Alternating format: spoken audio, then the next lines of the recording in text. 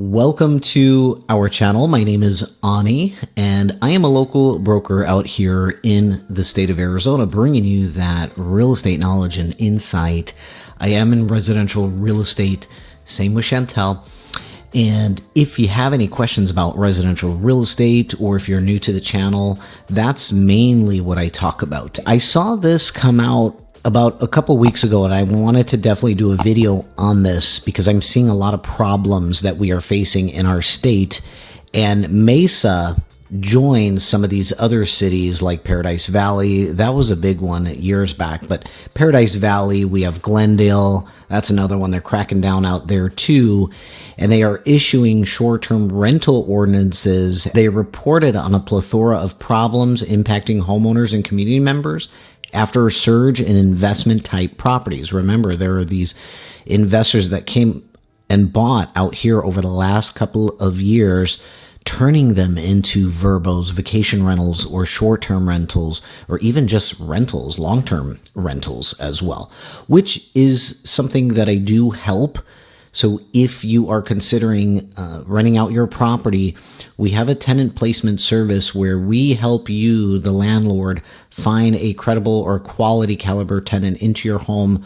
We go through the complete process from exclusive showings to the background screenings, everything, drafting up the contracts, facilitating the transaction, all the way through into their move in, and you take it over from there. Some of these challenges that they are facing in some of these communities, quiet family type communities, they're running their properties like hotels. There are parties, increased noise, trash, parking violations, city code violations. It has been getting out of hand. So a lot of the homeowners have brought this up to the government, and this is where they implemented a lot of these laws. So if you want change, you have to speak up. You know, it's like that saying goes, if one person screws it up, they're screwing it up for everybody else. Originally, this was supposed to be a bill that will allow for homeowners to make, extra cash on the side by renting out their properties within reason, within the codes and the guidelines and the regulations. But it just started to becoming out of hand. Unfortunately, that morphed into creating party houses. Not everyone is interested in having this in their community. I want you to comment on this if you can. Do you care if there is an Airbnb in your neighborhood, on your block, maybe next to you or a few houses down? Let me know your comments below. How do you feel?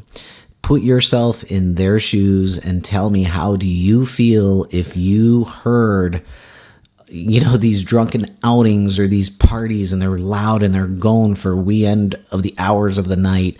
How would you feel about that? It's becoming an issue every day. I know Airbnb, they permanently banned party homes, right? The party houses, that was officially permanently. I know they had the temporary ban, but now they've permanently banned that as of this year.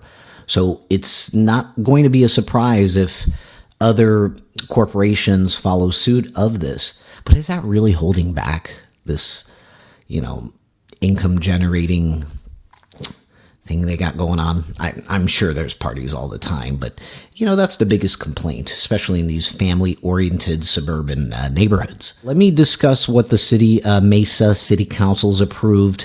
They approved an ordinance regulating short-term or vacation rentals of less than 30 days. The new ordinance changes the Mesa City Code and follows the approval of a new state law that gives cities more flexibility to regulate short-term rental properties. I think this is a fantastic idea. There should be regulation, and it should allow for some flexibility with that. And with that being said, vacation rental data, there is a company out there, it's a data service called AirDNA, shows about 1,334 short-term rentals in Mesa. However, the city staff they believe that it's between 2,000 to 3,000 short-term rentals in Mesa. But they said it's very difficult to assess these numbers because rental platforms like Airbnb and Vrbo,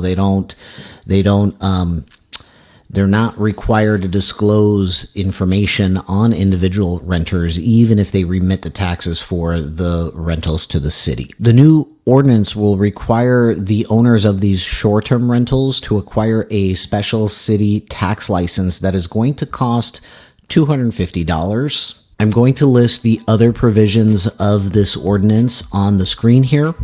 Okay, number 1, compliance with city code and applicable laws, including zoning, tax, noise, and health and safety. Number 2, emergency contact information of a local person responsible for responding to complaints and emergencies.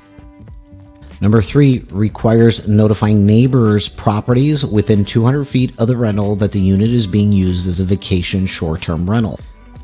Number 4, establishes minimum liability insurance requirements.